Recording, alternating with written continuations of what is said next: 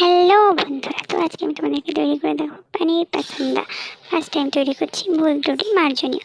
প্রথমে পনিরগুলোকে ছোটো ছোটো টুকরো করে কেটে নিয়েছি। আমি আবার একটু দুরকম শেপ দিয়েছি, একটু পাতলা করে কেটেছি। তোমরা চাইলে তোমাদের মতো করে কেটে নেবে, মোটা তেলা বেঁকা যেরকম শেপ পাবে। তারপরে একটু লঙ্কাগুলো আর লবণ দিয়ে ম্যারিনেট করে আমি পনিরগুলোকে রেখে দিলাম সাইডে। এরপরে আমি চলে যাব ব্যাটার তৈরি করতে। তো প্রথমে একটা বাটি আর চামচ নিয়ে নিলাম, 2 চামচ চালের গুঁড়ো, তারপরে দিয়ে দেবো 2 চামচ বেসন। তারপরে আমি দেব এটার মধ্যে কর্নফ্লাওয়ার একটুখানি 1 চামচ মতো দেব। তারপরে হলুদ গুঁড়ো, তারপরে দেব লবণ, তারপরে দেব গোলমরিচ গুঁড়ো, তারপরে দেব জিরে গুঁড়ো, তারপরে দেব লঙ্কা গুঁড়ো। লঙ্কা গুঁড়োটা অল্প দেবো, যেহেতু আমি গোলমরিচ গুঁড়ো দিয়েছি।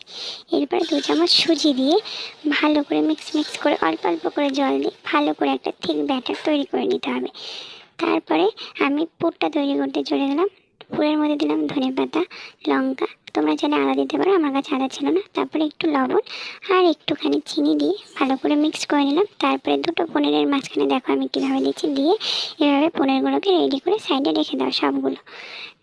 সবগুলো পনিরের মাঝখানে আমি ব্যাটারটা দিয়ে রেডি করে সাইডে রেখে দিলাম। দিয়ে তারপরে হয়ে গেল।